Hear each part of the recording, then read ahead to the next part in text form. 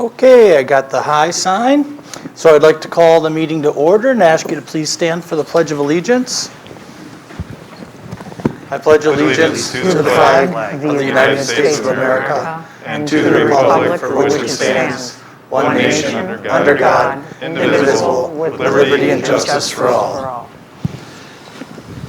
Steve, would you help us with the roll call, please? Certainly. Alderperson Saloga. Here. Barron. Here. Baldy. Here. Dean. Here. Grimmer. Here. Casson. Here. Iker. Here. That's 7 present, and Mayor Atwell. Present. And Administrator Hafner. Here. Excellent, thank you very much. Okay, tonight, folks, we are going to jump right into number 5, which is a closed session. So we're likely here to vote to go into closed session. We'll turn off the Zoom audio and video or whatever that'll be managed. And then... I can't hear anything. Can you help me? And then we'll be coming back. Okay, so 5A, discussion possible action regarding a tentative agreement between the City of Delafield and the Delafield Professional Police Association for the 2021 through 2023. Do you think this has any? Can somebody mute her? I also move that we go into closed session. I'll second. Great. Roll call vote?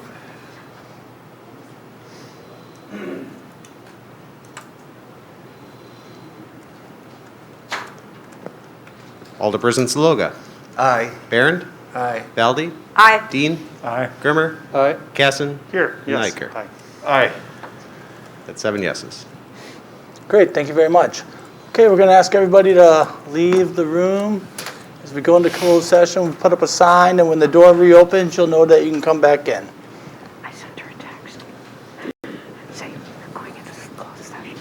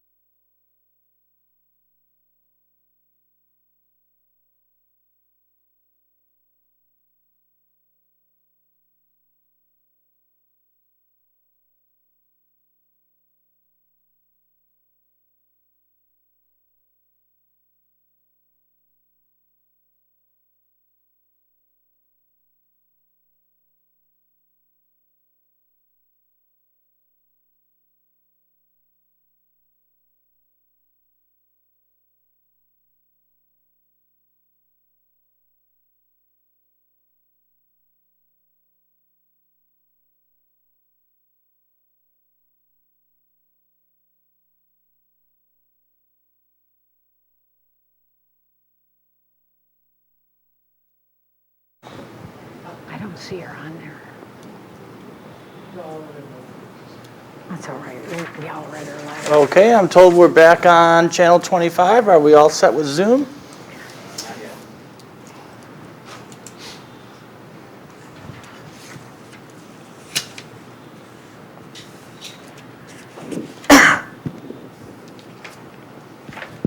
Okay, great. Okay, so we're on 5A. Somebody like to make a motion? I'll make a motion to approve the agreement between the City of Delafield and the Delafield Professional Police Association for 2021 through 2023. I'll second that motion. Okay, all in favor say aye. Aye. Opposed? Abstentions? Passes. Great. Okay, we're going to go on to citizens' comments. Who would be, Susie, you were quick. You are first. I'd like to be first. Susie Thompson, 700 Milwaukee Street. I'm here to tell you about the fishery that we had with the Delafield Lions Club on Saturday. It was a horribly cold day, as everyone knows. The only good news is it got worse on Sunday, so we were glad that we had it on Saturday. Temperatures were around 1 to 3 degrees. Chill factor was 15 to 20 below with the winds, and if you were out on the ice, I'm sure it was even more wicked. We only had 20 register, which was disappointing. We were hoping for around 140 to 150. There were 2 other ice fishing events that day. They also had similar, very poor turnout. It was very dangerous to be on the ice because of the chill. But the good news is we had an unusual situation. We had a 13-year-old young boy with his mom that went out fishing. Dad stayed home with the 2 younger sisters. He came in. I checked him in. He's been ice fishing. He bought his gear earlier this year with his own money that he makes from doing snow and lawns. And he came in so excited. He was radiating. He almost ran into the room and he ran straight to me and he said, Miss Susie, I have to tell you about the fish I caught. It was this big. And it was a brown trout. It was 27 inches long, 8.2 pounds. And Wes Seisma from Dick's Bait Shop said that is the largest brown trout caught on an inland lake that he could find. He tried Googling it. They're typically that size if you catch them on Lake Michigan, but if you catch them inland, 5 pounds was a previous record, and they couldn't find anything. Usually they're 12 to 14 inches. This was 27. So he was obviously thrilled.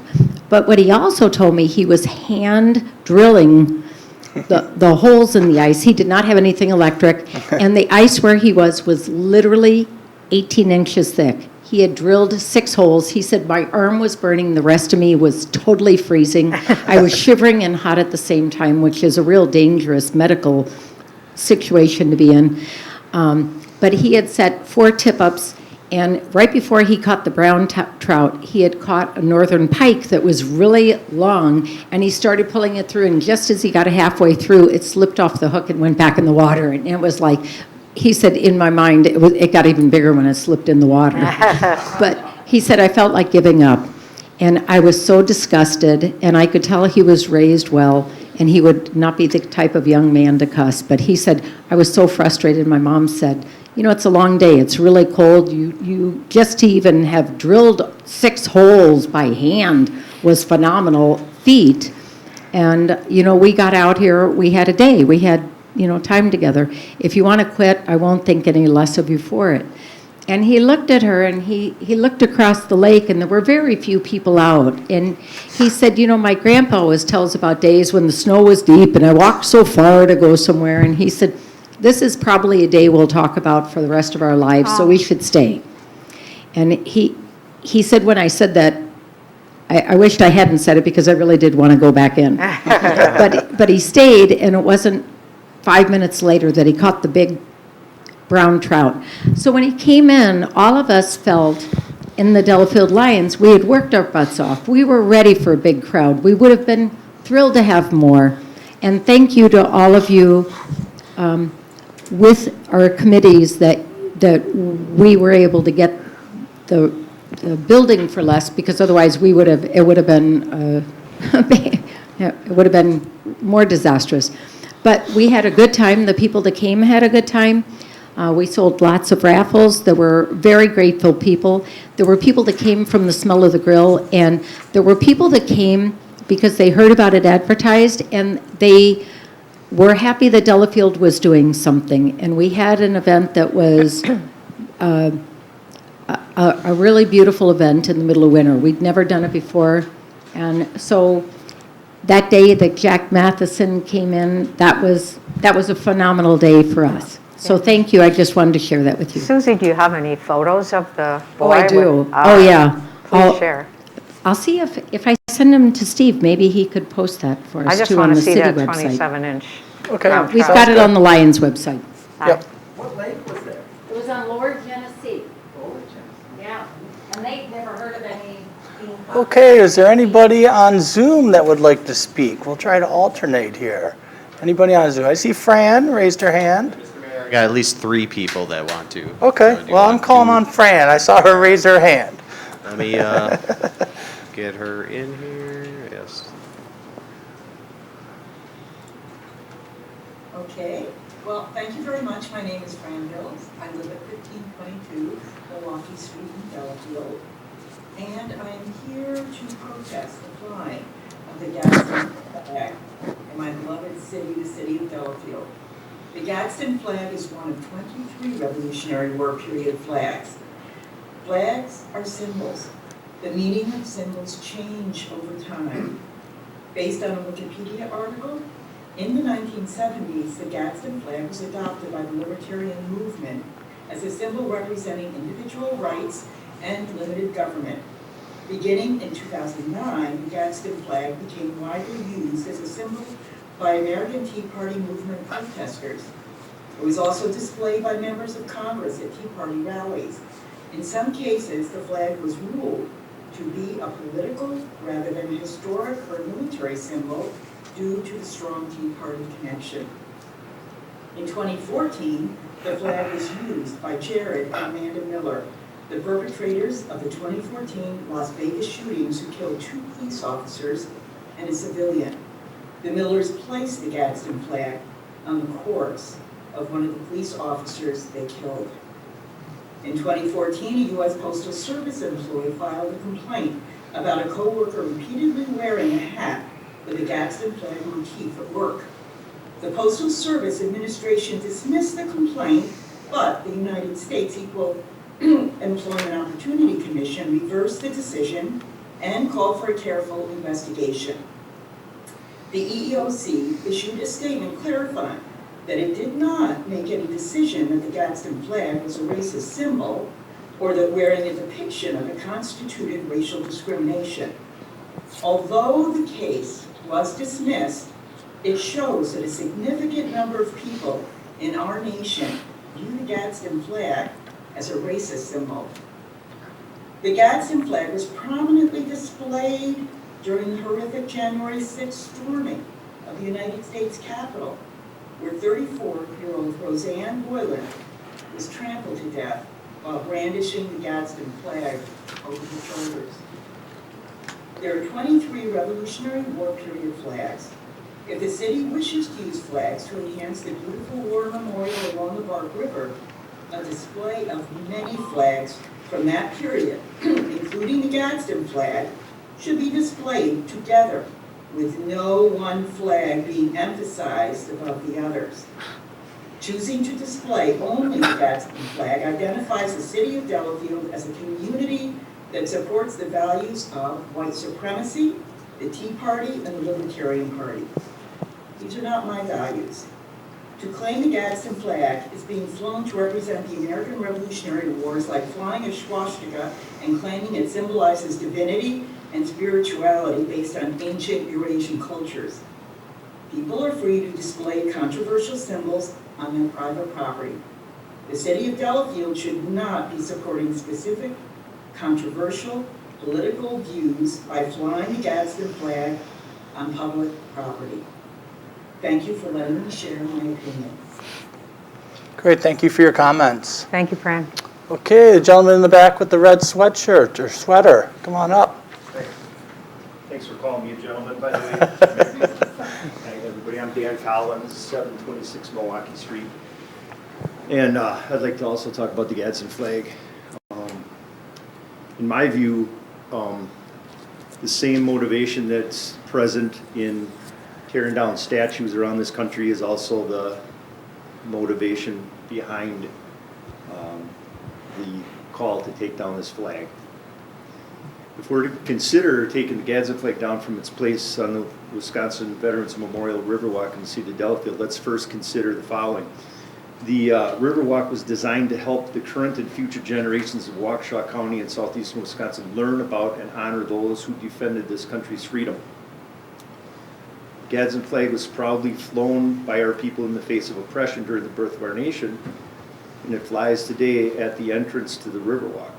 Don't confuse this flag with the Confederate and Nazi flags, both of which represent defeated enemies of this country. Some say the Gadsden flag should come down because it was co-opted and displayed by those at the U.S. Capitol on January 6th. So what? The original meaning of this flag gets twisted and diminished only if we allow it to be. Should we also remove the Betsy Ross flag from the same pole as the Gadsden flag? After all, some view that flag as a sign of white supremacy. Not kidding. How about the American flag? It stands at the final stop on the Riverwalk at Cushing Memorial Park. And that flag was carried on January 6th at the Capitol as well. That flag has been stomped on and burned in protest for years. Once again, it stands for a lot more than what a small slice of humanity uses it for at a particular time in history. Speaking of Cushing, maybe we should wipe that name from everything in this city because one of the Cushing brothers fought Native Americans out west. And one of the stops on the Riverwalk commemorates the, quote, American Indian Wars. That phrase is etched in the granite boulder there. Maybe we should sandblast that away. We understand that when some people view this flag, they're triggered, may feel bad or angry or offended. So here we are at a point where we're considering taking down a flag to protect someone's feelings or someone's interpretation of what that flag represents to them, in spite of the 250 years of history from that flag has behind it. If we walk up and down the Veterans Memorial Riverwalk, should we take white out and cover up the parts we don't like or that we're offended by or that are, not pleasant to consider? No, we need to put them in historical context. We shouldn't be trying to make this city into some sort of utopia. Every place where that's been tried, it has failed. Let's not live in a cancel culture here. There's a cost to cutting off ideas, opinions, etc. It's called the price of freedom. If our our city leaders agree to remove the Gadsden flag, why don't you just put up a white flag and give up and give in? Please, can we just all look past ourselves and see the reminders of our collective history for what they are and not for what we want to make them into? Can we resist the temptation to put feelings above history? If we fail to do this, we are resigned to a future in which each succeeding generation bends the arc of history to suit its own short-sighted and selfish needs. We trust you folks to do what's right for the city and for the Veterans Memorial Riverwalk. Not just in the here and now, but with respect for the past and deference toward the future. Thanks. Great, thank you very much for your comments. Thank you.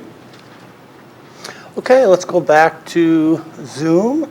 And who would like to be next? Not seeing anybody's hand go. Oh, Sandra? Sandra, go ahead. Hi, my name is Sandra Felker. I live at 2420 Nagold Road.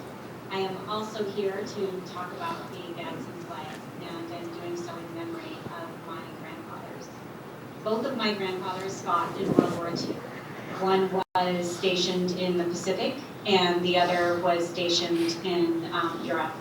My grandfather, who was stationed in Europe, fought in the Battle of the Bulge, and he was injured. He earned a Purple Heart during that battle, He laid in the field for 3 days, waiting for somebody to either come and kill him or to be rescued. He was rescued, and I am here today. But my grandfather was very patriotic, and both of my grandfathers were.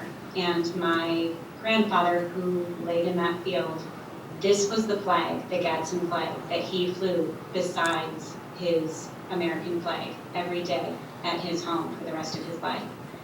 And I think that we need to understand that this is a revolutionary flag, but it is a flag that has meaning for so many of our veterans over the years because they gave their lives and the risk of their lives for these wars that they fought for our freedoms today.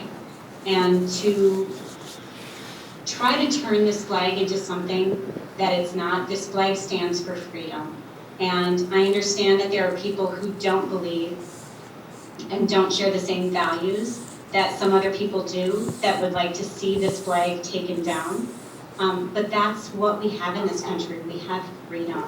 And it's okay. And in fact, I think it's great that we don't all agree because that's what makes us this fabulous country that we are, is that we have differing opinions and we have to come to compromise.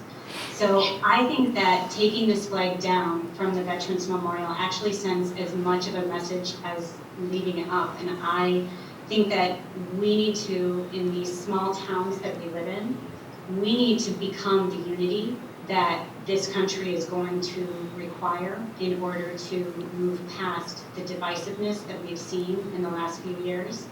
We need to understand that it is not about taking down and tearing down statues or symbols to make this a better country, but it's about honoring our past and making sure that we become the future that we want to be. And I do not support taking this flag down. I think that it is too important to our history, and I would support possibly putting up other flags from other wars and making the memorial more comprehensive of our American history, but I really strongly feel that we need to honor the memories and the veterans who have fought to make this country what it is today. Thank you. Great, thank you for your comments. Okay, who in the audience would like to go, sir? You were quick. Yep, right there in the blue.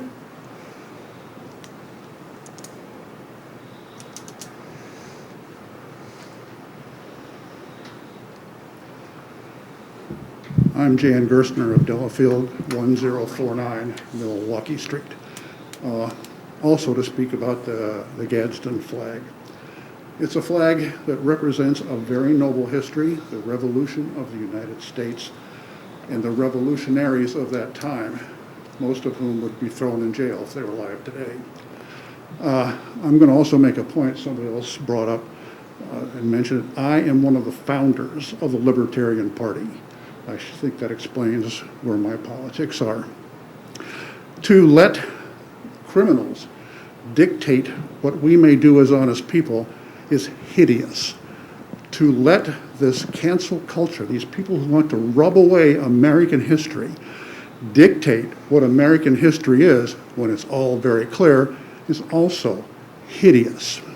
And my question to those people is, very bluntly, since the Christian cross has been used for well over 100 years by one of the most foul organizations in this country, the Ku Klux Klan, shall we also ban that? That's all I have to say. I appreciate your comments. Okay, we will go back to Zoom. And Jackie, are you ready?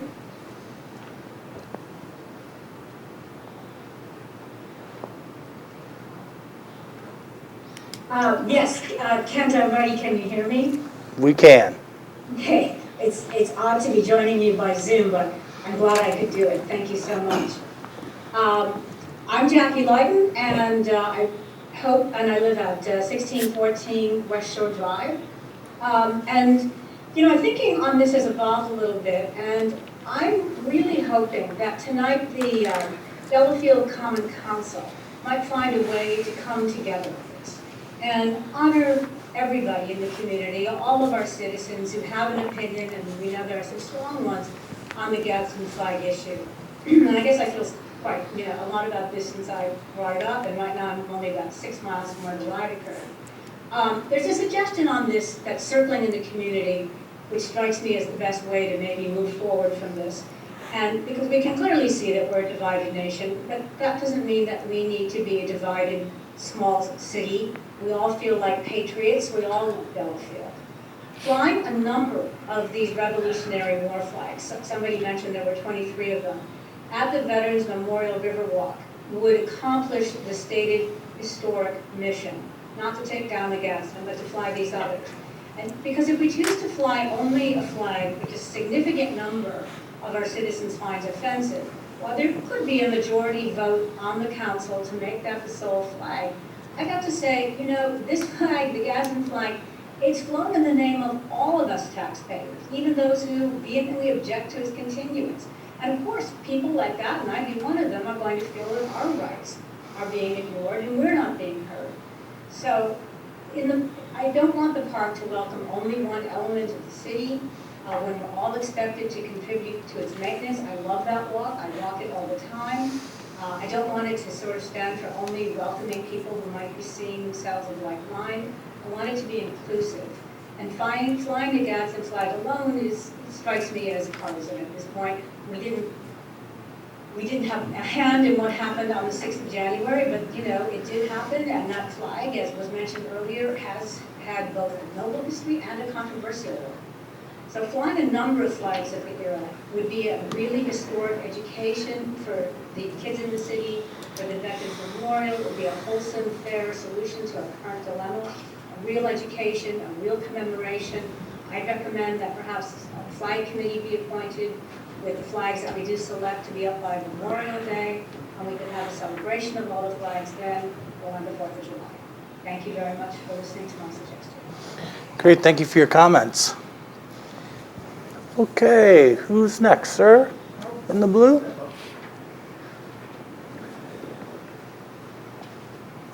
Thank you for your time. Ken Urchel, 51 Oakwood Drive. I think we struck a nerve here with flying flags in different colors and how people feel. But the Gadsden flag, I don't even know if many of us probably know how to pronounce it. Back then, it could be Goodston, Gadsden, Attleboro. I don't know. A little common sense has to play a part. So it does predate a lot of our earlier symbols. And there were many. You can take them all down, or you can choose a couple. Obviously, somebody chose the Gadsden flag to fly over the Veterans Walk. To me, the flag itself, it's not just that symbol, but there's other ones that represent the same struggles and the same successes we had in forming a more perfect nation at the time. Don't tread on me, it's a powerful statement. You learned it as a kid.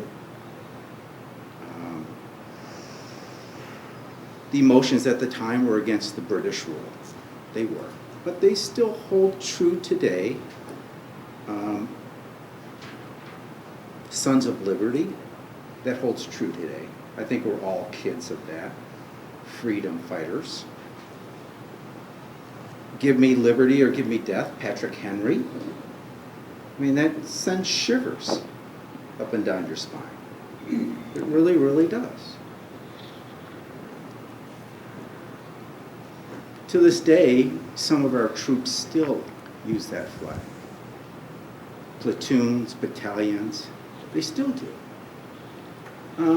Whether it's in force or here and there, but they pick and choose what they want, their platoon or their battalion to represent. And that's fine.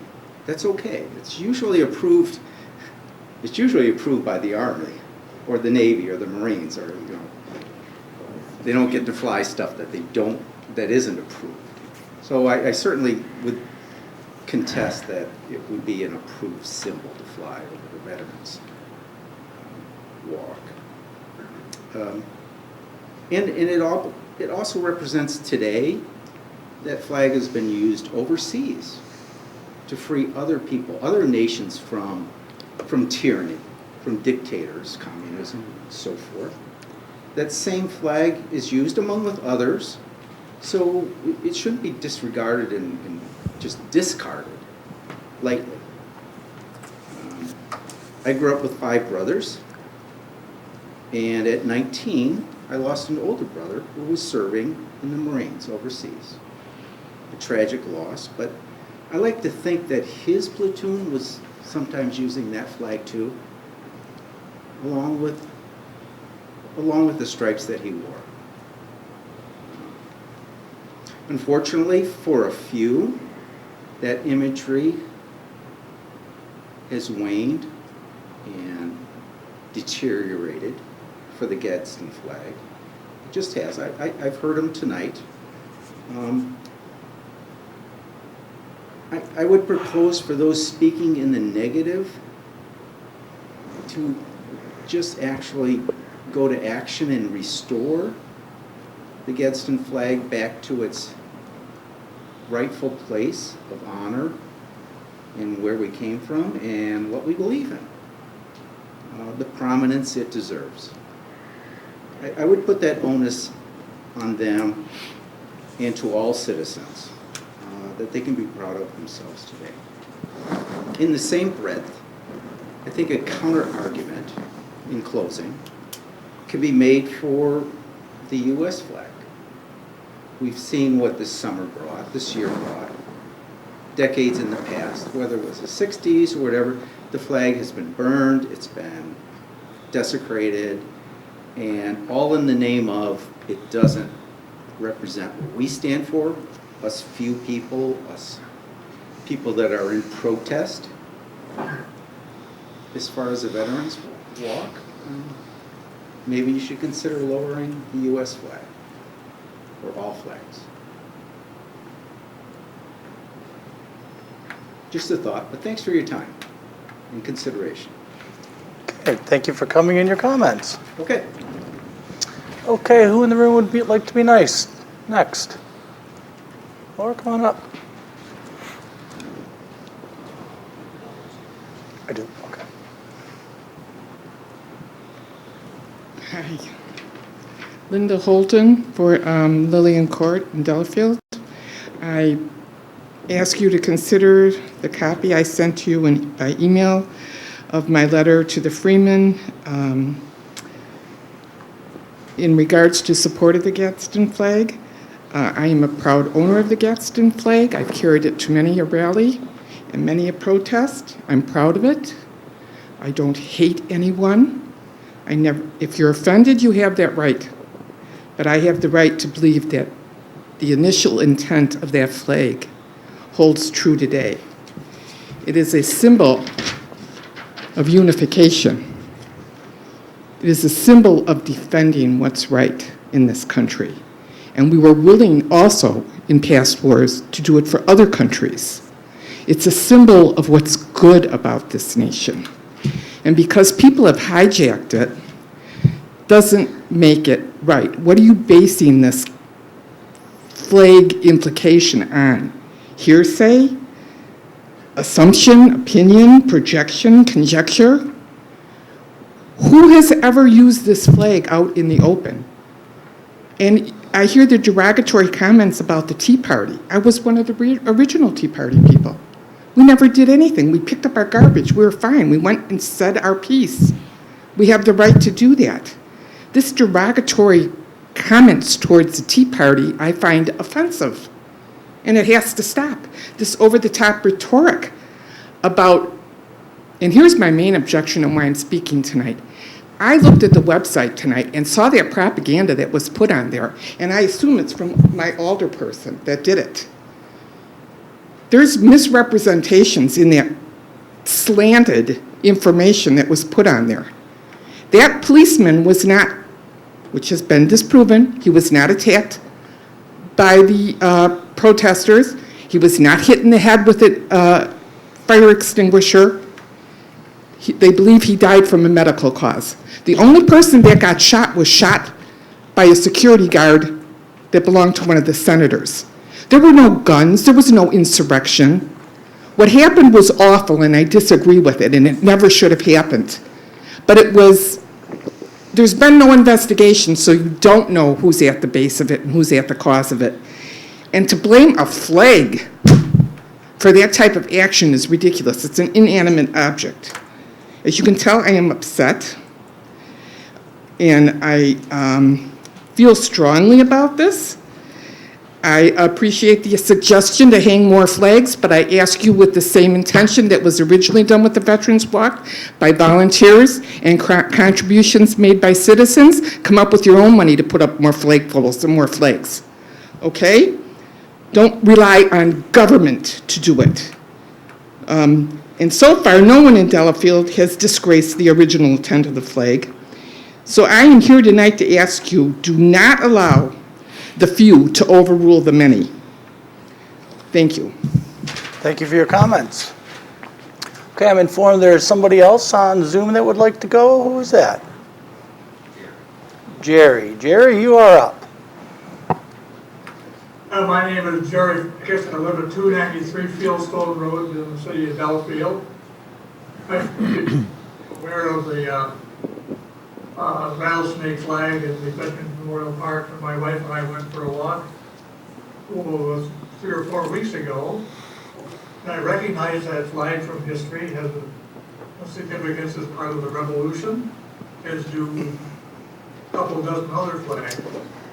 I recognize that it has taken on significance during World War II, but you all know that it's the current common most symbolism of that flag began in the 70s with the libertarian movement, and with it in 2009, 2010 with the Tea Party. Now people want to fly Tea Party flags on their own property, that's their own business. But we're talking about the city of Delafield. We want to have a flag signifying the Revolutionary War.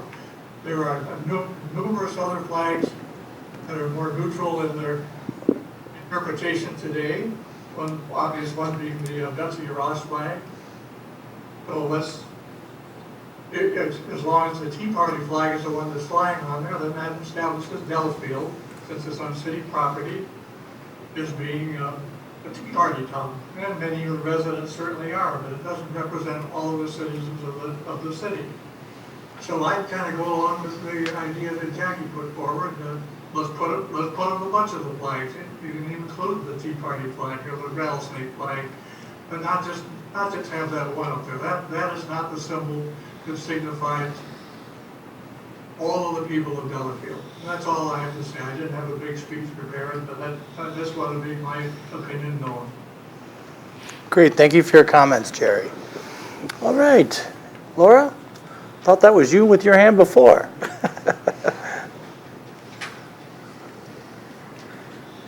I have 2 speeches. One for Okay, remember we have a 5-minute limit, so. Okay. One for my husband and one for myself. Well, you get 5 minutes, so. Okay. Okay, the first is for my husband, Paul Schultz, 935 Bar Road. A little background here. My husband, this good-looking fellow here, served 2 years Vietnam. Right here, he is being chased by the Viet Cong across the river. His father joined the Navy. This is Navy because he was Navy, although a CB on land, but he had to take both Navy and Marine Corps training for this to be a CB.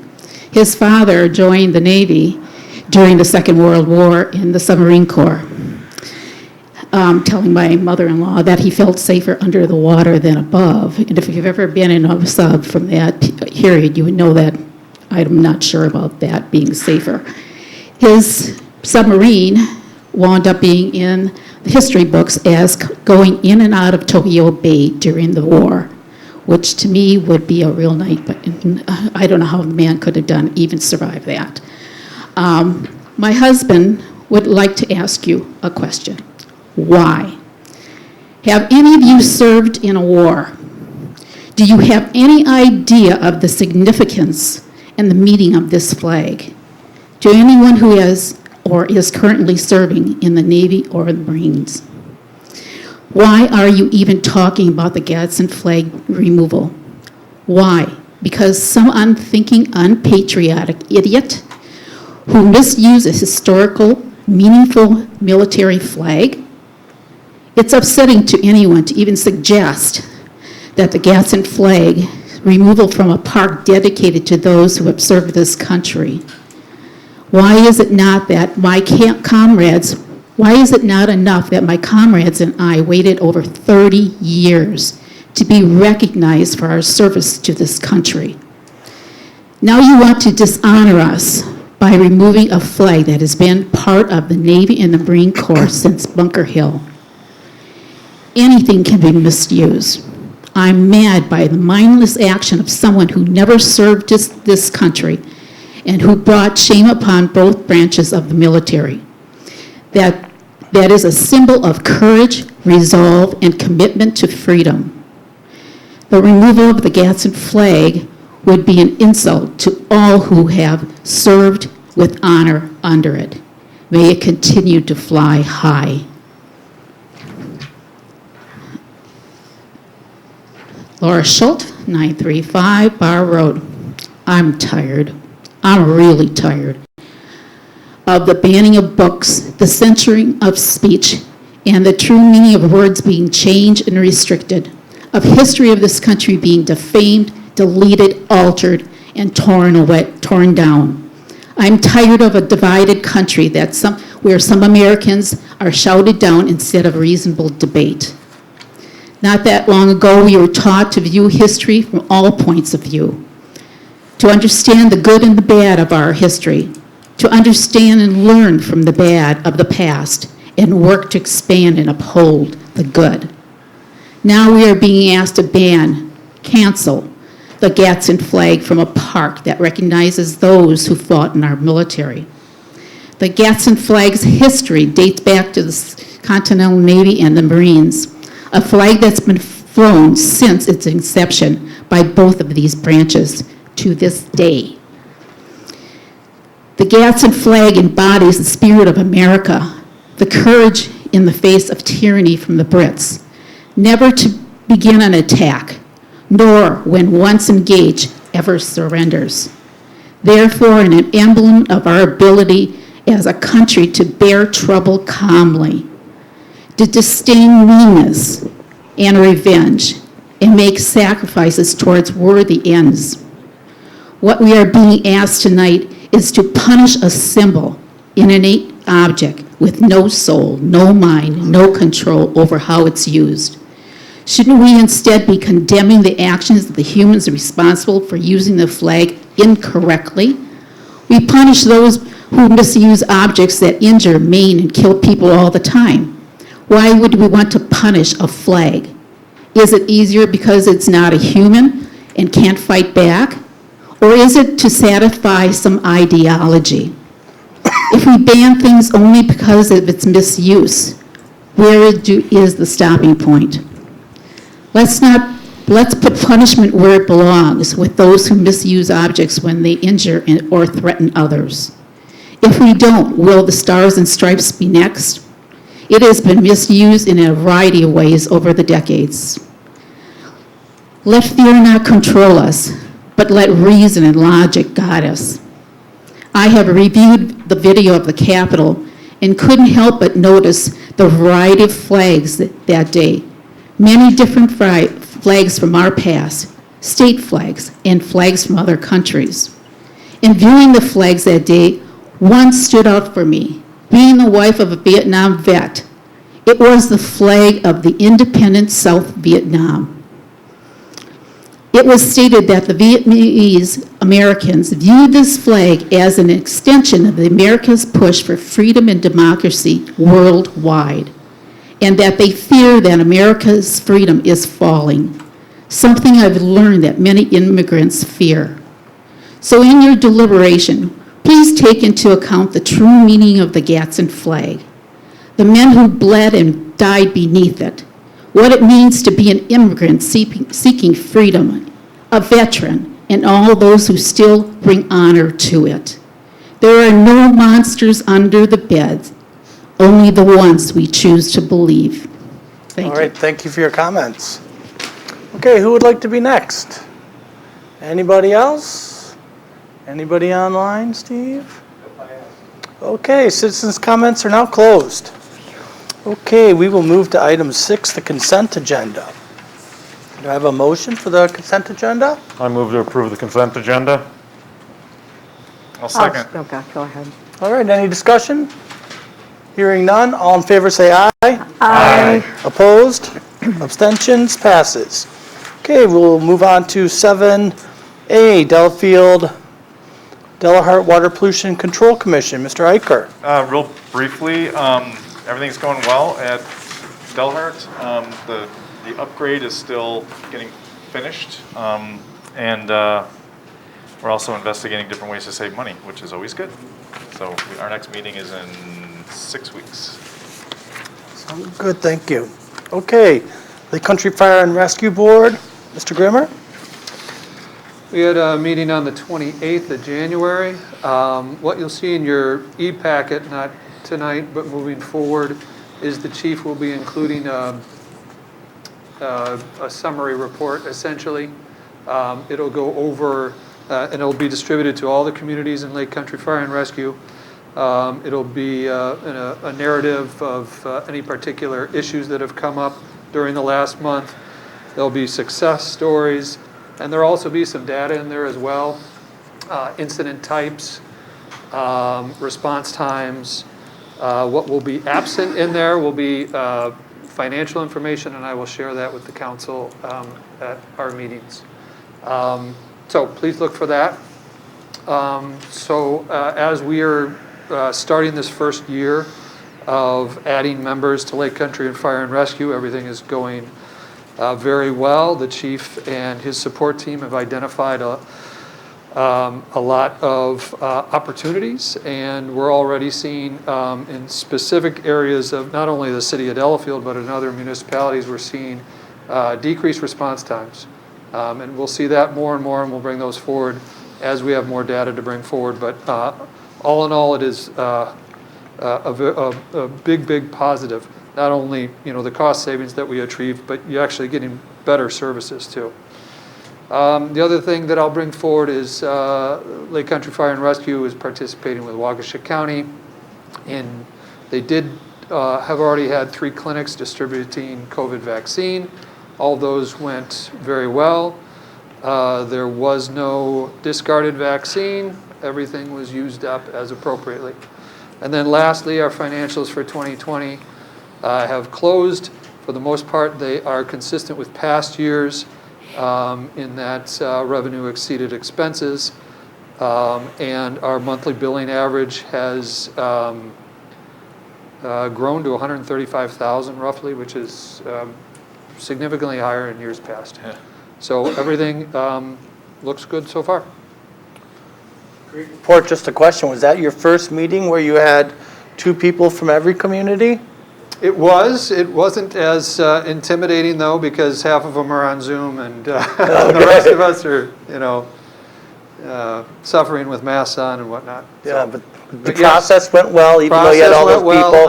Yep, Because that's been a concern that we've thought about. Didn't know if it was real or not. Right, and what we're going to be moving the meeting from different locations. Our meetings have usually always been at the Delafield station. In the upcoming meetings, we're going to be moving to different communities, the town of Delafield, Genesee, Shaniqua, et cetera, so we can get out there in the community and be accessible to the public. Sounds like a good idea. Thank you very much. Great report.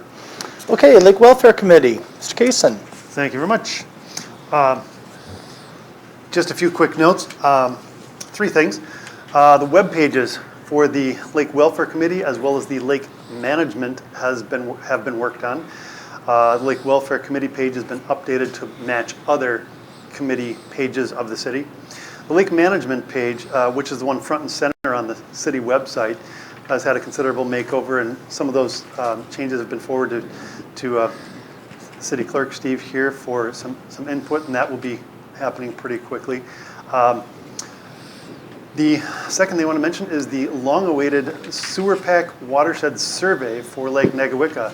300-plus page document after a year and a half of waiting has arrived. So we will start to take a look at that. And we'll be making that available to anybody that wants to also take a look at that as well. And the third thing I wanted to mention is the Lake Welfare Committee had also developed and passed at committee level a zoning change, and we'd recommend this. And it would limit the amount of impermeable surface area on any lot that abuts the lake. Every community around us has such a zoning restriction. We do not. Scott Hussinger, our building inspector, made us aware of this sorely needed change. With the help of Amy Barrow, the city code was developed in our committee and was sent to the Planning Commission for review. Unfortunately, the Lake Welfare Committee member who's on both of those committees wasn't able to be present at the Planning Commission, and there was apparently a considerable amount of questions. So that's where that's at, and we'll be working through that, try and explain that concern there, and hopefully bring that forward eventually to us. We'll get here pretty soon. Sounds good. Are those minutes going to be posted, Bill? Yes, they will. Because the meeting was just less than a week ago, it just takes a little time. But yes, it was just last Wednesday. Okay, sir, we don't take questions from the audience during the meeting, okay, just so you know. Okay. Thank you very much. D, Planning Commission?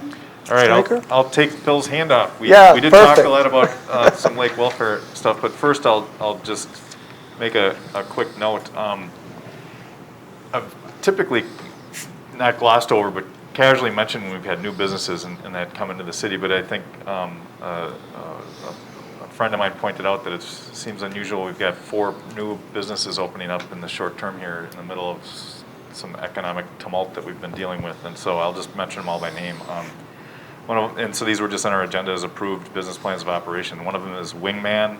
It's a men's accessory gift store that's going in on Milwaukee Street in Genesee. Another one is F45 Fitness. It's a new kind of fitness enterprise here that's going to be in vacated spots space at the Famous Footwear location. And also a crumble cookie. Yay. Which sounds good. A lot of good tasty pictures in the Plan Commission minutes. That's going in near Home Goods and Starbucks and Five Guys. And also, after you eat, go to Amplify Yoga and F45. Amplify Yoga is going in just north of Dairy Queen, across from Stone Creek Coffee. So 4 new businesses getting approved that look to be planning to open up soon. So look for them. So along with that, we've got a couple different things going through the channels with people looking at developments. One is just north of St. Joan of Arc Church on Mission Road, Nashotah Road. That's been a approved development in the past for new housing, and it's just didn't go through, and a different developer's got it now. Seatman Realty is looking at something, and so that we may see them coming up to future meetings, so look out for that. But also, Amy Barrow, our city planner, has been helping us look at different things in our code. It's not unique to just the lake properties, but trying to get rid of ambiguities and things like that, and clarify things, make it more straightforward. And one of those, this is actually a good example, is this ordinance number 775, which Plan Commission is recommending to council to approve, and that clarifies some things on boathouse regulations, in particular rain gardens, approved plant species, and getting rid of a vague or dead reference to a Department of Natural Resources brochure, and it's more specific as far as what you need to do. So with that, I'm looking for I'll make the motion to approve ordinance number 775 for repealing and recreating zoning code section 52.25B. I'll second. All right, is there any discussion? Hearing none, all in favor say aye. Aye. Opposed? Abstentions? Passes. And along with that, Alderman Kaysen referenced the fact that there's an ordinance draft for impervious surfaces and percentage of which you can have as a lake property. And we discussed it, and there's certain pieces of that need to get through, and other things with properties will be coming up in future meetings, so be on the lookout for those. And we did we're very careful to note that we want to make sure that we take our time with certain aspects of some of these that aren't necessarily urgent. We want to make sure everyone's aware of what's going on, so we're not, especially with some lake property owners, that we're not doing something in the winter and they may just be here during nicer weather. So we want them involved in the discussion. So with that, our next meeting is next week, Wednesday. And that will be it. Great, thank you, Mr. Ricker. Okay, we will move on to E, promotion and tourism. Mr. Barron. We had a presentation by the folks from the Ice Age Trail trying to coordinate activities through Delafield involving hiking. The commission, I did not make this meeting, but I know that they're still reviewing various small little programs and grants to create activity in the downtown area. But I don't see any that were approved in this last meeting. So they're on the agenda. All right, thank you for the report. Okay, Public Works Committee. Again, Mr. Barron. Okay. Well, we had a meeting and there were a couple small items that kind of lend a tone of how things. We've had a request for a four-way stop at Milwaukee Street and Agwick Street, and because of people driving fast, and we have a traffic committee that recommended that that wouldn't be a very good spot for a stop sign, and so Public Works agreed with that. There was also a request for speed, agreed that we would not have a stop sign in that location. Let's put it that way. Then another request for speed bumps on Oakwood Drive to help slow folks down, and that's another area where they're expensive, they're noisy, and in general they're not supported by our traffic committee, so that was turned down. And then there's something that we're talking about trying to get the speed limit lowered on Highway C south of I-94 coming over the hill. And that's a county jurisdiction.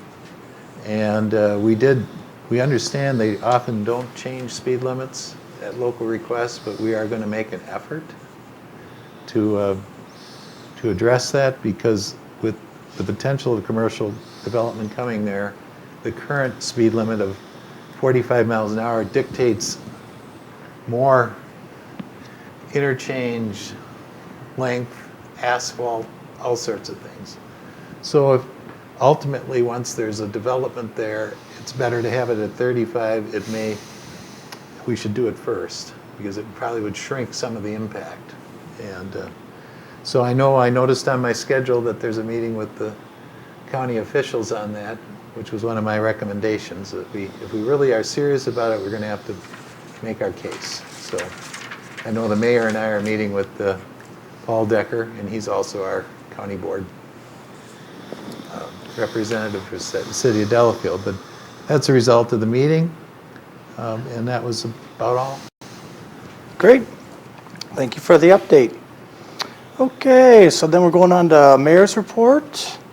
And looking for a motion to appoint Matthew Miller to the Zoning Board of Appeals. Term to expire April 2023. So moved. I'll second. Any discussion? I just ask that I'll vote for it, but I mean, I just ask in the future that we get some type of a vita, or at least the form that they filled out for volunteers, so we know a little bit about these different people that we're voting for. Okay. Would that be possible? Yeah, sounds good. Yeah, I concur. All right, all in favor say aye. Aye. Opposed? Abstention? Passes. Okay. New business. 9A, consideration of removal of the Gatson flag along Veteran Memorial Riverwalk. Since I asked for it to be placed on the agenda, I'm going to speak to it. For the record, my dad served in Korea. He served for the U.S. Navy, and his ship was sunk. And he was always very proud of his service. My father-in-law served in the European theater during World War II and was twice decorated with a Purple Heart. And the reason I'm bringing that up is that patriotism runs through all Americans, left and right. My concern with the Gadsden flag is in recent years it has been seen more and more amongst groups that I think do not represent this country well. So after January 6th, I'll reference that later, I put the slideshow together, so if you want to yell at someone, you can yell at me. I'm a science teacher, and I tend to look up facts, and I tend to look up multiple sources too. And I do make errors. We all do. Won't be my first, because there's an error in this one, and it won't be my last, so apologies. And my view has evolved as I've made this. If you do the next slide. First thing I want to know is that name, Christopher Gadsden. Who is he? Who was he? He was a patriot. He designed the flag in 1775, and it was associated with him. What I did not know, but I found, is that he was a merchant.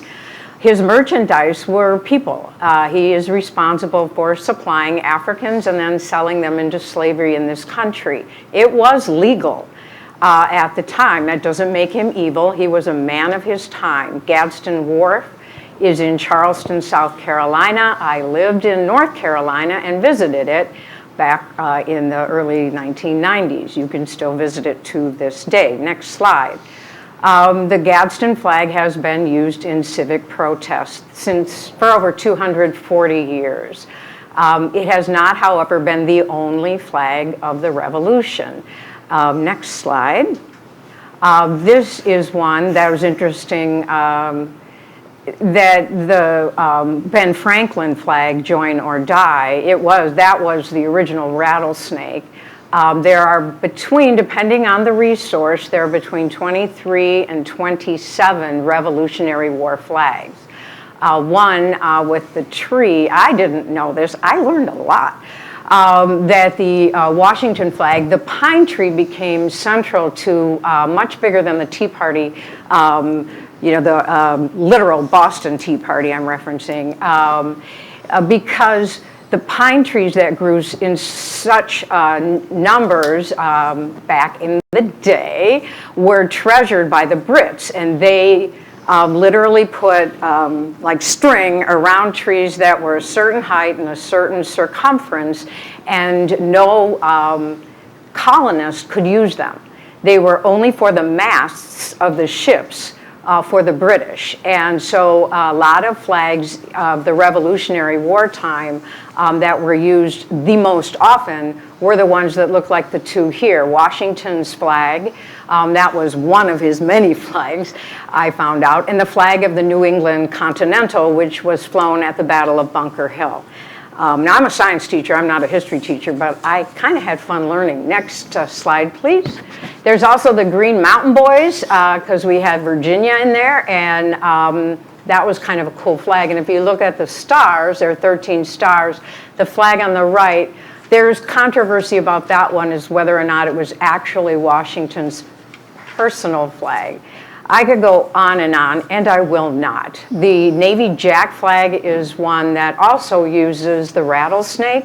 The rattlesnake was chosen, which is on the Gadsden flag and this Navy Jack, because it is a quintessentially North American animal, and it does not use all of its power unless it is attacked. It is not an aggressive animal. So the colonists picked it quite purposefully, and they also, I know people have snuck rattlesnakes. They do exist in England now. Next slide, please. One of the things that has not been brought up is that I do not accuse anyone around here of this, but many symbols of patriotism have been sort of utilized by many not so good groups. This is from the Southern Poverty Law Center. It's a Hate Watch Task Force from 2020. Many people use, especially the Gadsden flag and other symbols, to dress themselves up as patriots. And it is a very frustrating thing, but it is utilized by them. The Proud Boys, this is, I think it's the Patriot Front in the American Identity Movement, formerly the Identity Europa. Next slide. These are things that you can find readily available. The top image is from the Proud Boys Unite the Right rally in 2017, where somebody got real energetic and drove over a counter-protester. Violence on any side I do not support. But you can see that the Gadsden is interspersed with the Civil War battle flags from the rebels, and of course the swastika, which I know many of you know is an ancient symbol of peace and spirituality and unity. I cannot look at that and think of anything other than Adolf Hitler. And the image on the right is from January 6th. Those are the Proud Boys who proudly have used that flag, sadly. And I do love the idea of not giving it up. I really do. So bear with me. Next slide. January 6th, you don't need to read it all, because I do agree that that fact, I did look it up, because I am very happy to own my errors. But what happened on that day was unmistakably unacceptable. It was an assault on democracy, and the flag there was everywhere, which was not my suggestion to put this on the agenda, but it was brought forth in a common council meeting, and I thought it's something that we should talk about. And I'm glad we are, because I think it helps. Next slide. These are just images that you can pull. Our Capitol, and I would not condone any form of destruction of property inside or outside of any building, but to disrupt a joint session of Congress, to hunt down and threaten the sitting vice president and other officials, and to trash the People's House is well beyond the purview of expression, free expression. So that's been very shocking and disappointing, and I suspect we'll learn more about the coordination of the effort. I will ask you to do the next slide.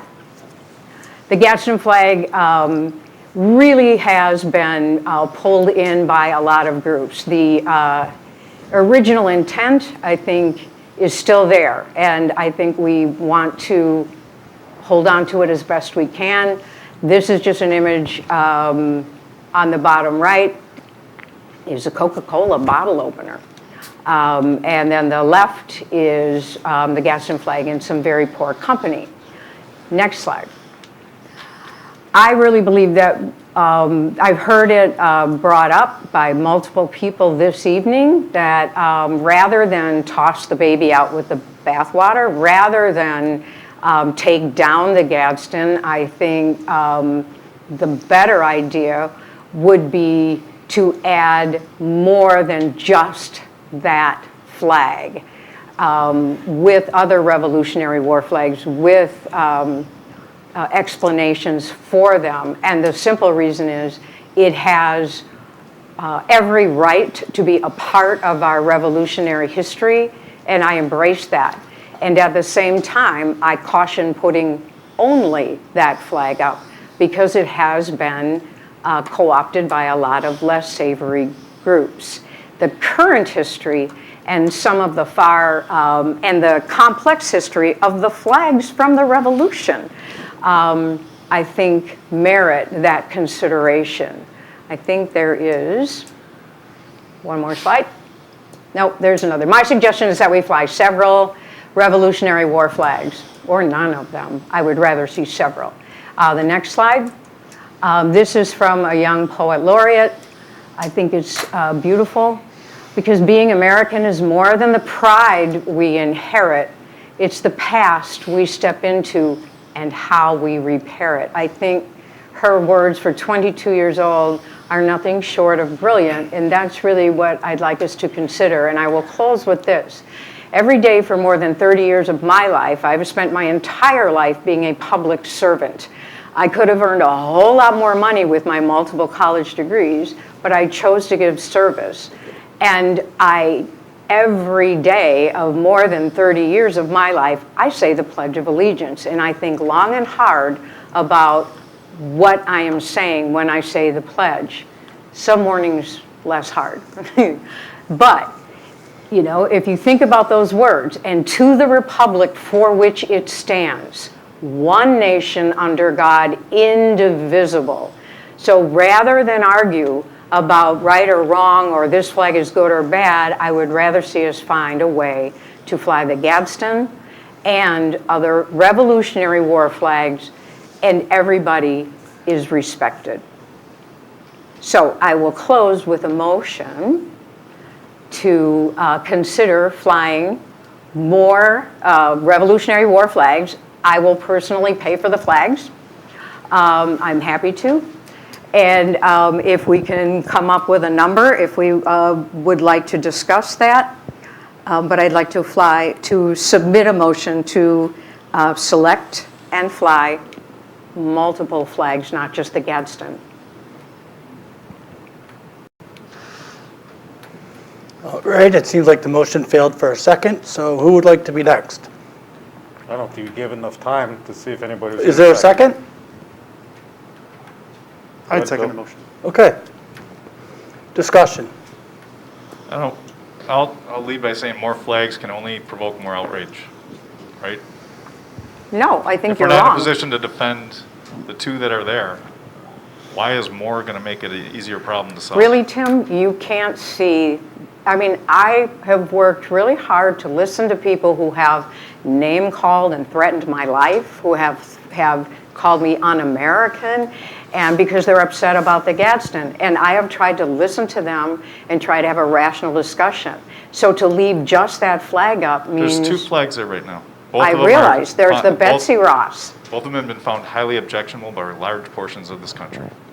We're talking about Delafield. How many people have So am I. called and complained about Betsy? I don't know. Nobody. But people have called and complained about the Gadsden, and that's the topic. So please, if we can refrain from the slippery slope argument, it's a very old one. It's a standard. If you do this, then you ban this. No, I'm being practical. How does adding more flags eliminate the outrage that one flag presents? Because if you fly just one, I think somebody said it in here very well. If you fly just one, it was Jerry. He was on the Zoom. He said, if you fly just one, then that is what we stand for. If you fly more than one, then you are really teaching people that the Revolutionary War had dozens of flags, not 2. I think context is really important, and that's what's totally missing here. The fact that what happened on January 6th has given I won't say that's where it began, but that's the meaning that especially younger generations see nowadays.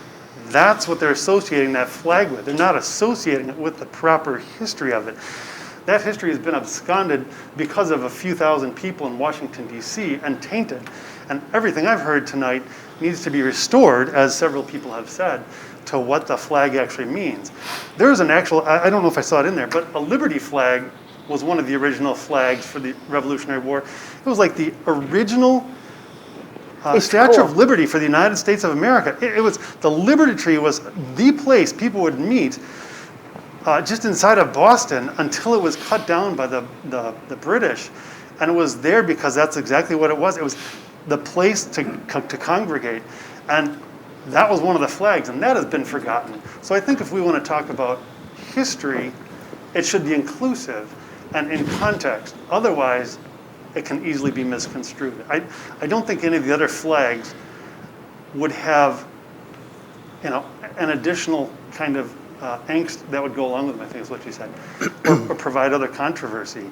I think it's a more complete education. I don't see how other flags that were up there are controversial. It's not diminishing, it's actually adding to the history and explaining the history that I think I've heard from everybody tonight that they're trying to focus on. All right, well, I've got a lot of thoughts and information to share. One is, I still contend that that this outrage is extremely selective and it will pass. Meaning, this topic was brought up in 2016, I believe. 18.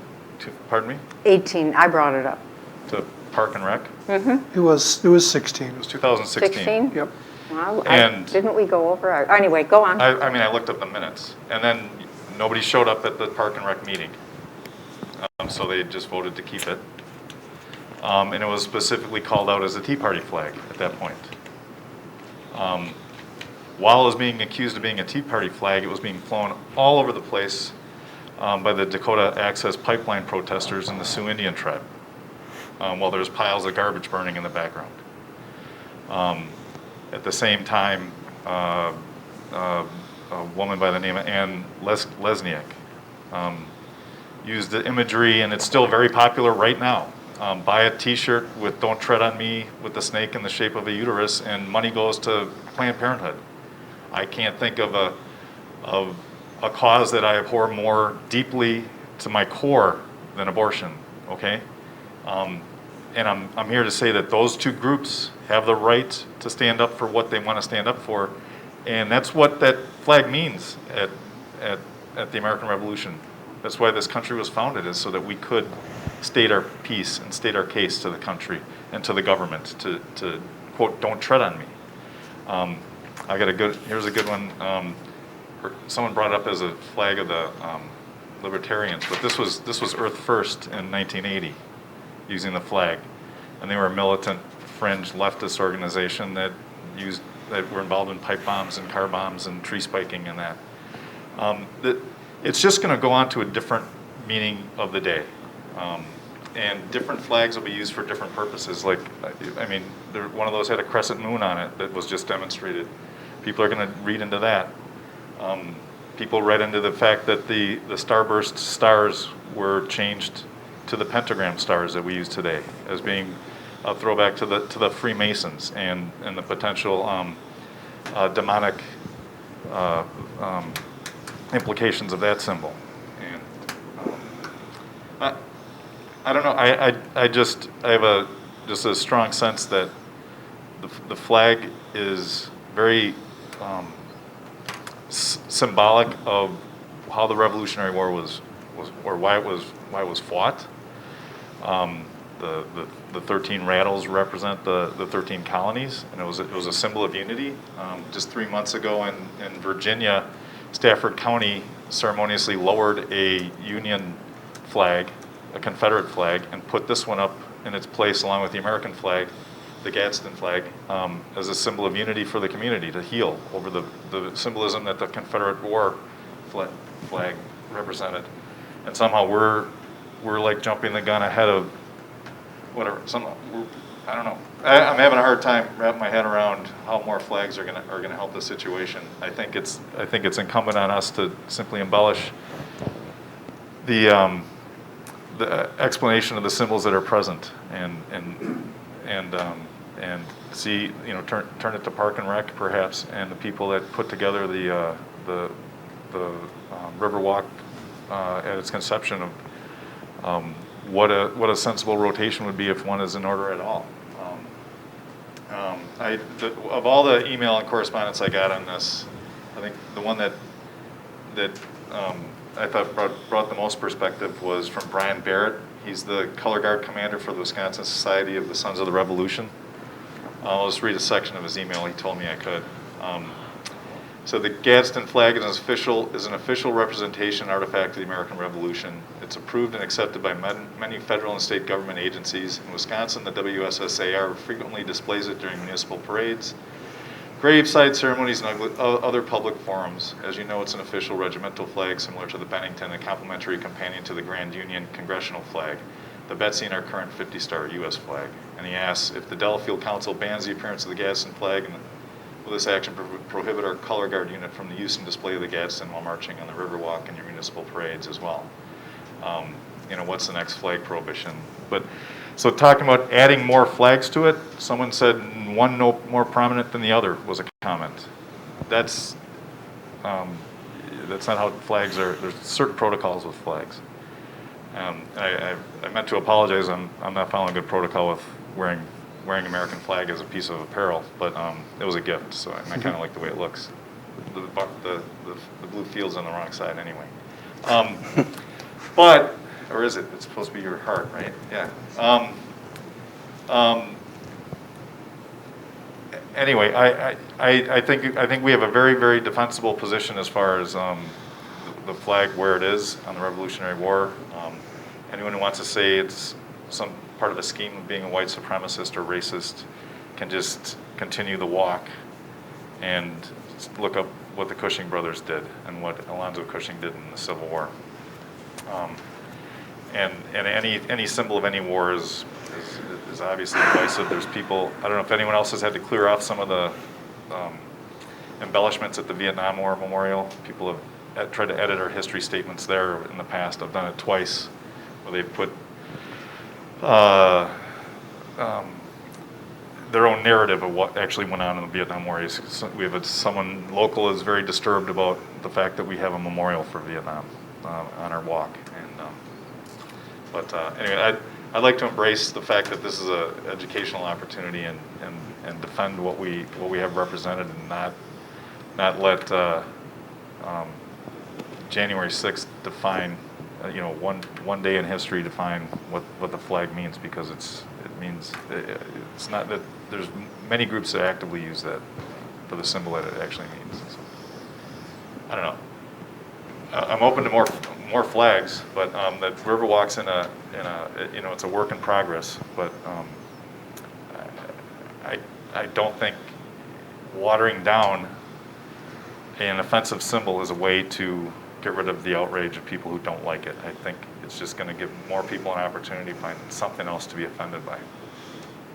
Actually, the people who expressed objection all expressed a welcome of not taking it down, but to include it. So the very people who have spoken up against just that flag are the very people who so far are the only ones who've said, yeah, that's what I thought our whole Constitution and our government is all about, is finding common ground and finding compromise. But I'm hearing willingness to compromise from some of them. And I think it's a very balanced thing to do. I'm not willing to concede the offensiveness of the Gadsden flag that we have, the way it's presented in the context we have it. Is my point. And okay. If I don't think watering it down. If I say I agree, you should be offended by it. Let's make it not so bad and water it down a little. I don't think that makes any sense. It's not watered down. No. It's including the Gadsden flag was one of the flags. It was not the most utilized. It was not the most prominent. It has become very popular, and there are rational people who are also good American tax-paying citizens who have objections. And so to dismiss them and say they're just not patriots or this is a good flag, no one's saying it's not, we're just saying include more. It's not watering down history, it's actually giving more to history. It's not simple cut-out cardboard things, and nobody wants to tear down the Vietnam War Memorial. Again, the slippery slope thing, just please, it's very tiresome. Nobody's asking for that. It's a rational ask. But I'll just finish my point by saying that the context of the flag as it's presented as a representation in a war memorial on our Riverwalk, which has lots of other war memorials and different symbols along the way, is in perfect context with the intent and history of the flag. I don't see any reason to change it.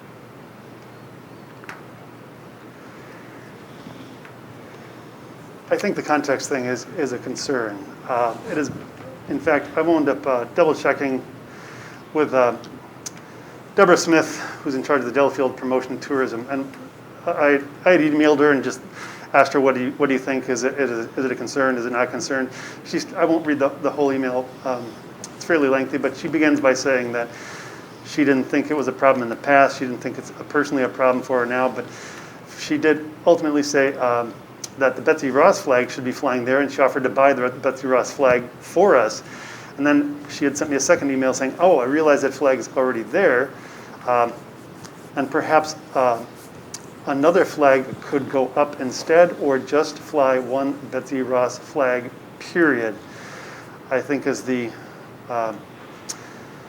person that's in charge of the tourism office for the city of Delafield, she's recognizing that when we have somebody come through the city and that's the only flag we're flying, there's the old saying, you know, the person who gets the last word in is the most memorable one, and this January 6th is the most memorable words.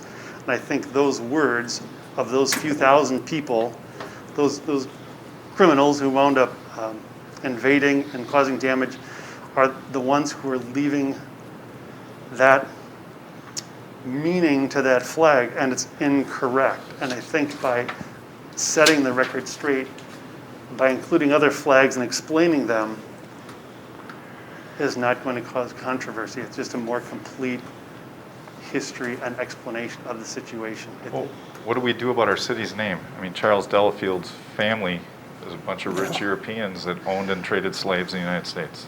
Tim, that's a slippery slope bury argument. this. We're not going to change the name. Just let's stick I'm to just the saying, topic. Well, we want to take care of anyone who's possibly offended. I think that's just impossible. I mean, I think Abraham Lincoln said something along those lines. Everybody is an imperfect person. That's not the question. The question and the solution has been offered. And discounting it by saying, well, if we do that, then we'll have to get rid of Charles Cushing Memorial and we'll have to get rid of the name of the city, is just the classic slippery slope argument, and it's tiresome. Just vote me down, okay? Just vote me down. That's what you're going to do anyway. I don't know. And I would just say trying to not include some other history is a mistake. I think that can actually explain where we are today. I don't think I'm giving in at all to the people that are, you know, as you're saying, that are offended. I'm just trying to make it complete and correct. Not even complete. We can't be complete because there's so many flags. But there's at least a handful of flags. And in fact, the Grand Union flag is not even displayed up there. The flag we're talking about was never an official flag. And I'm not sure why it takes precedence over the other flag. It was never an official flag.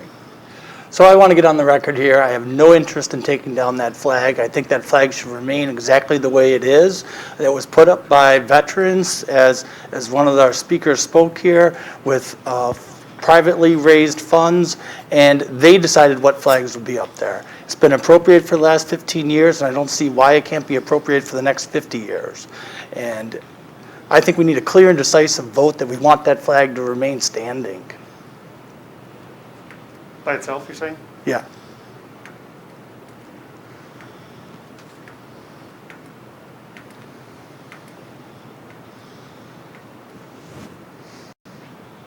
All right, any other discussion? All in favor say aye. Aye. Aye. Opposed? Nay. Nay. Okay, Call on that, please. sure. Alderperson Slugger. Nay. Barron. Nay. Baldy. Aye. Dean. Aye. Grimmer. Nay. Gatson. Aye. And Eichler. Nay. Thank you. That's 4 noes and 3 yeses. Great, thank you. Someone else like to make a motion? On what? No other motions? Well, all right, I'll make a motion. I don't know why we should motion the status quo, but, so I'll make a motion to leave the Gadsden flag and the Betsy Ross flag at the American Revolutionary War Memorial site as currently flying, and recommend that the Park and Rec Commission investigate any Veterans groups? any additional information they think is appropriate to educate the public on the meaning and the presence of the flag at that site. All right, is there a second? I'll second it. Okay, discussion. I don't understand. What's the point?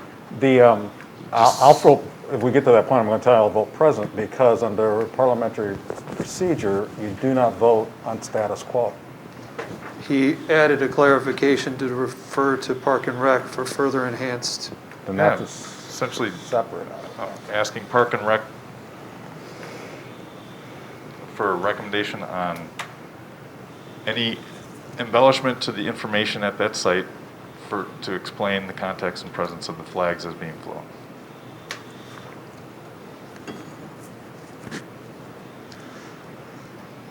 All right, hearing no other discussion, all in favor say aye. Aye. Opposed? No. You want a roll Present. call vote again? No, there was just one no. Oh, there was just one no? Well, there was Alderman. One no and one present. Wayne voted present, and I can change my vote to present, because I'm not against information, I'm just think it's a, This is a motion to Moot. affirmatively fly that flag. I'm not, I wanted to fly it with other flags. That's my concern. And Right, that motion went down, and now we're Yep, voting on. so I will vote present, which I have a right to do. Absolutely. And I will, based on not knowing the full parliamentary procedure, if that is the case, I will vote present as well. I'm not sure. So 3 if we can present vote votes. All right, thank you very much. We will move on to the next item, 9B, consideration of policy to require wearing a mask at city-sanctioned meetings. Mr. Carlson, I believe this was your item you'd like to put on the agenda. You want to give us some Thank you very much. background? Yes, it was. It just struck me last week. I stopped in one of the committee meetings, and considering that COVID will probably be the largest cause of death in the United States in the last 12 months, and also considering the fact that there's new strains that are coming out. Vaccinations sound like they're picking up, at least slowly. Hopefully that can happen more, but because of the new strains that are coming out, I really believe it's imperative that we try to set the standard and the example that we should be doing everything possible to try and still continue social distancing, which we're doing here, as well as the mask wearing at all of our government meetings. I understand, while it might be somebody's, that might say it's a right of theirs, true, it's also a responsibility that we have. I cannot walk into a restaurant or gas station without a shirt or shoes. It's the law, in fact. We're not even talking about a law, we're just asking people to wear a mask, be considerate. If I'm at the buffet, I'm supposed to take a second plate, it's the law. Why? It's all protection of other people. These are just considerations. You know, I can't declare it's my right to drive 95 miles an hour on I-94. It's the law. For the protection of other people, we have the responsibility to try and take care of other people whenever we possibly can. I just think it's really important that we ask people to wear masks. I believe, Steve, we've got actually a box of masks here, do we not? That's what that is over there? It's a box of masks? So I would just simply ask, and I don't know if it's appropriate to make the motion right away, but I would eventually make the motion that we would just have it required at any city sanctioned meeting. Okay.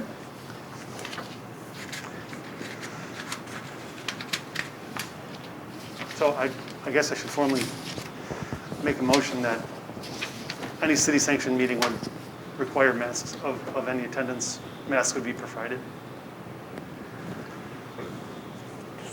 Well, I guess we need a second, so we can have discussion, so I'll second. Okay, discussion? What's a sanctioned meeting? Well, that's what I guess I'm asking is, what is the policy now? Are we duplicating what was already required? So I want clarification on that. Is that already under state law required meeting mask at all of our meetings? There is currently a governor-issued emergency order requiring masks. The legislature doesn't believe he has the authority to issue that order, and it's before the Supreme Court as we speak. And our policy as a city has been? Recommend the use of masks. Just recommend, not require. Correct. I don't know that this, you know, if the governor of Wisconsin, if it's debated whether the governor of Wisconsin has the authority to issue a mask mandate, how does this body have the authority to do the same? So I appreciate the sentiment. Public schools do. Yeah, it's recorded. But that requirement isn't, did your school board vote on it? Yes, and if you walk in without a mask, you will be escorted out. Kids will be suspended. We do not wiggle on that. We don't care about your individual rights there. We're trying not to die. No, and I think that's, I'm in favor of masks, don't get me wrong. Absolutely in favor of masks. I would encourage everybody on lake welfare and every committee to wear your mask. Let's get through this stupid disease as quickly as we can. Mask wearing helps that. Help your nurses that are taking care of not just COVID patients, but taking care of your heart attacks and your strokes and your ankle fracture. Help them so they're not overwhelmed with patients, and wear a mask. It's a small inconvenience to do. Having said all that, I don't think this body has the authority to do it. Well, the DNR, just like as a hunter safety instructor, just sent to us new requirements that if we conduct a hunter safety class, it is required and highlighted in bold that everybody must wear a mask, no exceptions. And the reason I'm glad that they did it is because I taught a class last month where one student would not refuse to wear a mask. Now, you're caught in that position of, geez, do I go forward with the class? Sure. One person won't, says he won't wear a mask. So is that requirement derived from The DNR. governor, or is it derived from the DNR? From the DNR. And the same thing for the schools. Is that School board. requirement derived from the governor to No, the school the board? school board, they're an autonomous group, and they make the rule, and at some point during this pandemic, we need to recognize that medical advice is not political advice, and wearing a mask makes a difference. So as a body here in the city, we might not be able to do a mandate, but some sort of overt statement about wearing a mask and respecting whether I'm getting very grumpy, sorry. No, and I absolutely agree with you that masks will save lives. I think it's ridiculous that people put up a fuss about it. It's a small sacrifice. You don't do it for yourself. You do it for others, to protect others. You do it to protect people who are working in the hospitals, trying to protect your frickin' life. So wear your mask. I just don't know about our jurisdiction in the matter. And regardless of the outcome of the vote, I'd be more than happy to send out an email to all committee members at the request of the mayor. We need you to make every effort to wear your mask unless you have a medical reason or some of those other things that they list on the CDC, right? So I'm more than happy to send that out. And that should be expressed, because there are people who have trouble wearing a mask through COPD and other respiratory ailments, have a very hard time wearing a mask. And people that have had COVID and people that have had the vaccine, both sessions, and have waited the 2 weeks or 4 weeks, I mean, let's be honest, folks. I mean, it's going to be difficult to get these people to wear a mask. I mean, it's going to get more and more and more people not wearing masks. Let's just put it that way. And you can look at that as good, or you can look at that as bad. Well, I want to make a comment. We talked about the governor. I oppose the governor's broad brush mandate to private sector, public sector. Does he have the authority, I think, to order the Department of Administration or the DNR board deciding that within their organization they're going to have masks, or school districts? I think that's at the local level where there's some tie to what the impact is. And that's why I think the big disagreement on the statewide issue is that this thing should be decided locally. I'll support this motion to give the mayor all the authority he needs to write that memo to take care of us here in our town. And at such time as, I think we're going to see it at the county level where they eventually say, well, it's no longer required. And at that point, we should follow them. Well, the mutiny of teachers, I'll tell you that, where kids come in without masks or people come in without masks. It's a dangerous thing to throw out there. It's a while yet. But at some point, it's got to end. I mean, it will, but we're not in charge. But you're going to see different. I assume when I go to a football game this fall, I'm probably going to be wearing one. Maybe when I go to some of the stores, I won't be anymore. So I'll share what we've done so far with the Plan Commission for permits and that, and I think we decided it here as well. And that was that any event for permit, we were essentially, not essentially, we're leaning on the Department of Public Health out of the county, Waukesha County Public Health, as far as what their recommendations are for event sizes, venues, protocols, things like that. And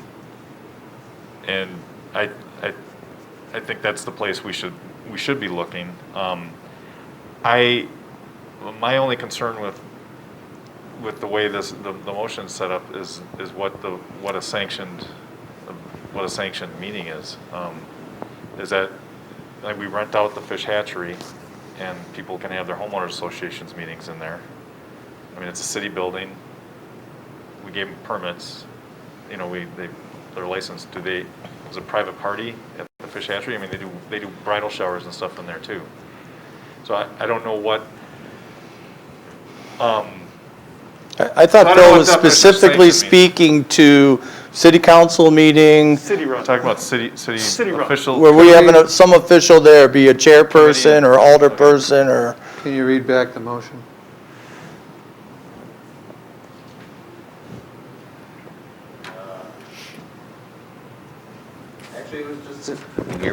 Actually, it was just simply to require mask mandate at city sanctioned meetings as it's written on the agenda. So to amend that, sorry, I'm still new to this process. Well, But you can amend it. You own the motion until it's voted on. So I would amend that to say any government, City of Delafield run meeting. In fact, Public meeting? public meeting, that they would follow the mayor's request. Is that? Yeah. Follow the mayor's request to abide by any mask, won't say mandate, but any request where any. The mayor's request to wear a mask with the exceptions of those ones that are often commonly listed. Medical reasons, whatever else. Is there a time frame associated with this motion? I mean, is there expiration or is this? Pending the Waukesha County Public Health Department's removal of the recommendation? Sure. That's a mouthful. Did you get all that stuff? Did you get all that? Steve? Did you? I mean, maybe set it for 3 months and let's review it again. Yeah. Did you want to just restate it from the start to finish so it's all clear to the public? Yes. I would just motion that any government run, any city, did we say government meeting? Is that what we said? Yep. Government meeting would follow the request of the mayor to wear a mask, given the time constraints of following the Waukesha County Department of Health. Okay. Good, thanks. And can you just insert the word in there, public? You okay with that? Sure. Just want a clear difference between maybe internal meetings we might have and public meetings. Public meetings.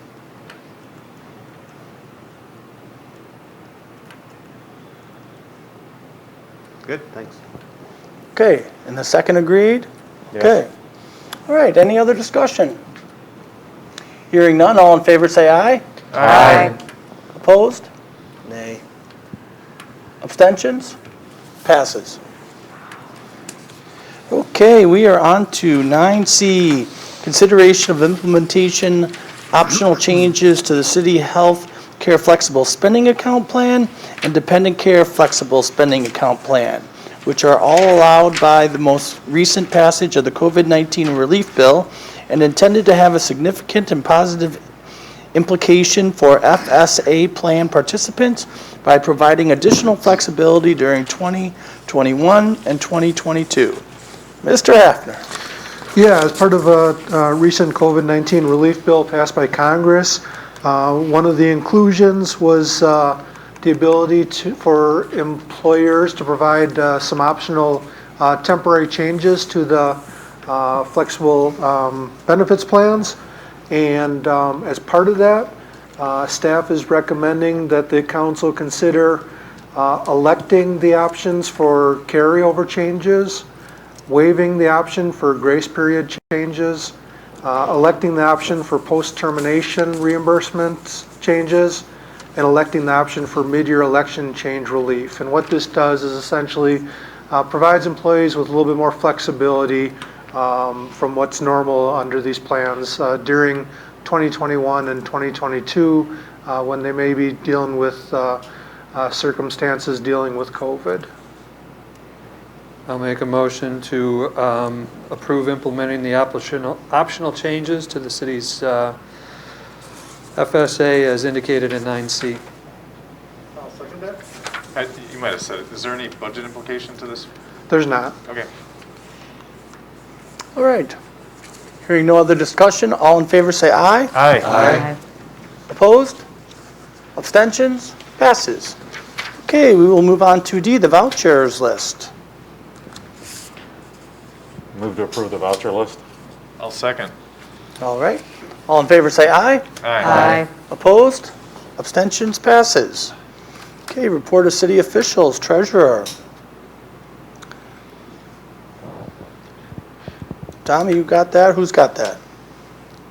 The December 2020 Treasurer's Report is included in the packet for your review. Okay. B, council requests for future agenda items. Any requests for future agenda items? Seeing none, we'll move on to number 11.